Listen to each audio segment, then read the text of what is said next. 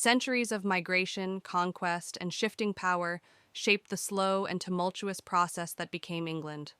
The road to unification was paved with conflicts, coalitions, and political upheaval, starting with the Anglo-Saxon tribes and ending with Viking invasions. This narrative examines how the Kingdom of England was ultimately formed from a fragmented land of invaders and kingdoms. England's existence is far too rarely acknowledged and frequently taken for granted. This might be because of the overshadowing history of Great Britain's and the United Kingdom's development, but England had to exist before these unions could be formed, and it has since 927 AD. So, how did England come to be the country that it is today? Who was the first to claim the land, and how was it formed? Anglo-Saxon Germanic tribes began migrating in large numbers to the region that is now England, as the Roman Empire began to decline from the British Isles. Some historians claim that after the Romans left, the local Picts and Scots attacked the native Britons, who then welcomed some of these Anglo-Saxons in the hopes that they would drive out the other invaders. After successfully driving out the Scots and Picts, the Germanic peoples betrayed the native Britons and established their power by the beginning of the 7th century. The kingdoms of Essex, Kent, Sussex, Mercia, East Anglia, Northumbria, and Wessex were subsequently established on the British mainland by the new Anglo-Saxon rulers. We know that the Anglo-Saxons would soon encounter their invaders, but there are few records of what transpired in these kingdoms over the following few centuries. The Lindisfarne monastery was raided by a Viking army in 793 after they landed there. The brutality and disdain of these Vikings shocked the unprepared Anglo-Saxons. East Anglia was overrun by the Danes by the end of 870, and Mercia was lost just 4 years later. Wessex was the only significant kingdom still ruled by the Anglo-Saxons when the Vikings took control of Northumbria in 875. Alfred, the younger brother of Æthelred, the current king of Wessex, was left to defend the independence of his kingdom after his death. He initially accomplished this by compensating the Viking invaders until he was ready to command an army in their stead. As a result, the Danes were completely defeated at the Battle of Edington, which put an end to their attempts to seize Wessex.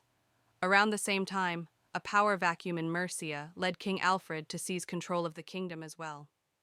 Rather than installing a new ruler, he appointed an ealdorman to lead the realm. Even though a portion of Mercia would be given to the Vikings, this nobleman would still report to King Alfred himself and maintain the King of Wessex as the supreme authority over both areas. Both Edward the Elder and Æthelflaed succeeded the King of Wessex and the modern ruler of Mercia, respectively, after they died in 911. Together, these new kings sought to expand their respective realms and started to exert more pressure on the Danelaw, who were already neighbors. In 917, Edward included all of East Anglia in his kingdom, and Æthelflaed extended her territories to the north. As she continued to expand, Æthelflaed was able to extend Mercian territory up to York, where the locals decided it would be better to swear allegiance to her rather than engage in combat simply. Even though Æthelflaed passed away soon after, her daughter Elfwin was meant to succeed her and carry on with the current path. Unexpectedly, however, the Mercians soon overthrew their new ruler and unintentionally gave King Edward of Wessex the ideal pretext to conquer all of Mercia shortly thereafter. The Anglo-Saxons gradually expanded their territory in 918, moving deeper into Danelaw. All of the Anglo-Saxons' new neighbors had sworn loyalty to the king by the time of Edward's death in 924. As Æthelstan, Edward's son, seized power, the Anglo-Saxons were in a strong position. At this time, Sihtric, the local Viking ruler who still ruled Northumbria, would marry Æthelstan's sister. After the death of his sister's husband, Æthelstan persisted and eventually succeeded in establishing his rule over the Kingdom of York.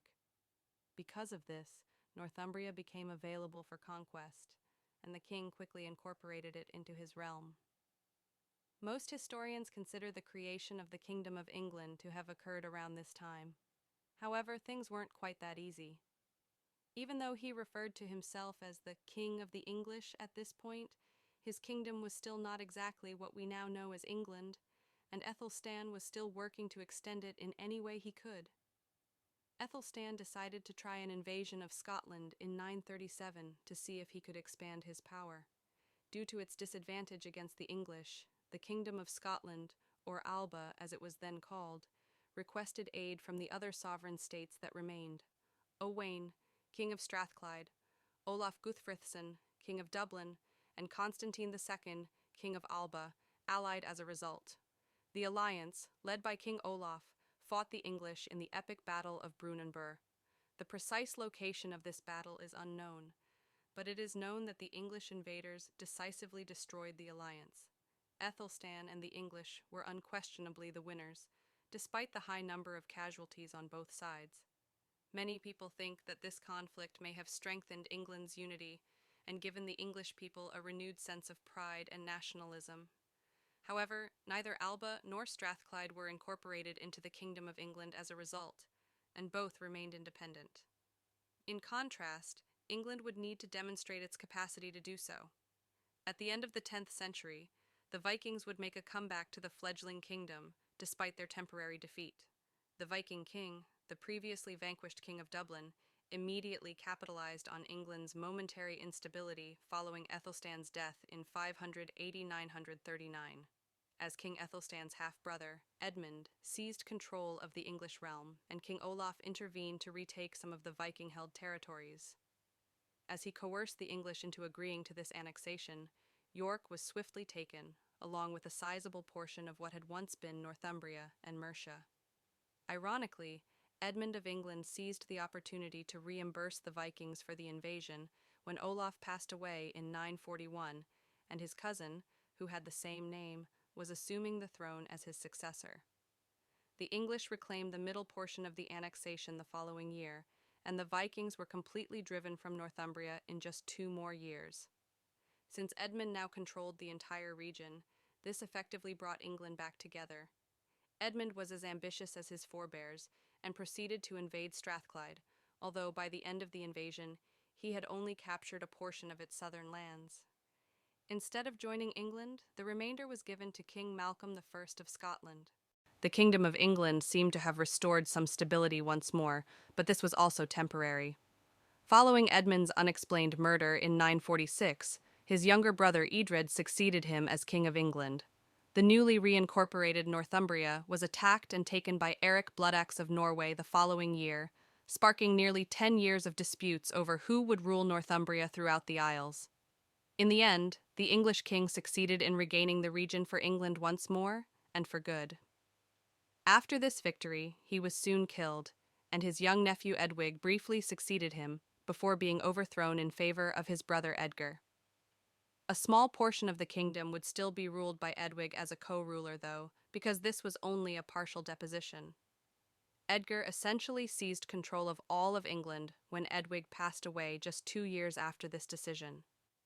The real foundations of the English kingdom could finally be laid during the reign of King Edgar, also referred to as Edgar the Peaceful.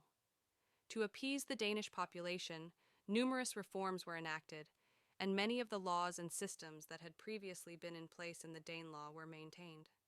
Edgar's nearly 2-decade reign was based on the principles of peace, unity, and order, and his efforts contributed to the young Kingdom of England's complete unification. The process by which England was finally formed was protracted and unstable.